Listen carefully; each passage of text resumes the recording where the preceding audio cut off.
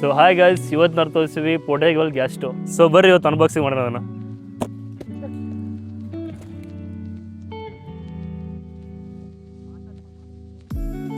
Unboxing ಅಷ್ಟೇ.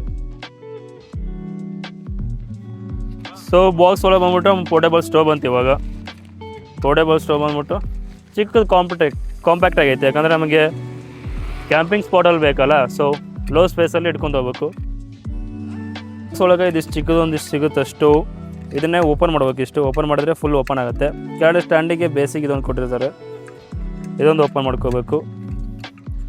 Open ಮಾಡಿಕೊಂಡು ನಿಮಗೆ ಲೈಟ್ರ್ ತೊಗೊಂಡು ಹೋಗೋ ಅವಶ್ಯಕತೆ ಇಲ್ಲ. ಇಲ್ಲೇ ಲೈಟ್ರ್ ಸಿಗುತ್ತೆ, ಇಲ್ಲಿಂದ ಡೈರೆಕ್ಟಾಗಿ ಲೈಟ್ರ್ ಆನ್ ಆಗುತ್ತೆ. ಪ್ಲಸ್ ಇಲ್ಲಿ ನಾಬ್ ಕೊಟ್ಟಿರ್ತಾರೆ, ಜಾಸ್ತಿ ಫ್ಲೇಮ್ ಜಾಸ್ತಿ ಮಾಡೋಕ್ಕೆ ಮತ್ತು ಕಡಿಮೆ ಮಾಡ್ಬೇಕು. ಇದಕ್ಕೊಂದು ಸಪ್ರೇಟಾಗಿ ಸಿಲಿಂಡರ್ ಬರುತ್ತೆ, ಬಟ್ ಸಿಲಿಂಡರ್ ಸದ್ಯಕ್ಕೆ ನಾವು ಇನ್ನೂ ತರಿಸ್ಬೇಕು, ಆರ್ಡರ್ ಮಾಡೀನಿ. ಇಲ್ಲ ಗ್ಯಾಸ್ ಬದಲು ನಾವು ವಾಲಿನಿ ಸ್ಪ್ರೇ ಯೂಸ್ ಮಾಡ್ತೀವಿ. ಇದು ವಾಲಿನಿ ಸ್ಪ್ರೇ, ಸದ್ಯಕ್ಕೆ ಇದನ್ನು ಯೂಸ್ ಮಾಡ್ತೀವಿ. ಬರ್ರಿ ಇವಾಗ ಸ್ಪ್ರೇ ಇರ್ತದಲ್ಲ, ಮುಂದುಗಡೆ ಕ್ಯಾಪ್ ತೆಗೋದು. ಮಾಮೂಲಿ ಅದರಲ್ಲಿ ಅದು ನಾಬು ದೊಡ್ಡದು ಬರುತ್ತೆ, ಇಲ್ಲಿ ಕರೆಕ್ಟಾಗಿ ಫಿಟ್ ಆಗುತ್ತೆ. ಬಟ್ ಇದು ನಾಬ್ ಚಿಕ್ಕದಿದೆ, ಫಿಟ್ ಆಗೋಲ್ಲ. ಸೊ ನಾವೇನು ಮಾಡ್ಬೇಕಂದ್ರೆ ಇದನ್ನು ಹೋಲ್ಡ್ ಮಾಡೋಕ್ಕಾಗುತ್ತೆ. ಇದನ್ನ ಇಷ್ಟು ಹೋಲ್ಡ್ ಮಾಡಿದರೆ ಸ್ಪ್ರೇ ಬರುತ್ತೆ. ಇಷ್ಟು ಹೋಲ್ಡ್ ಮಾಡಿಬಿಟ್ಟು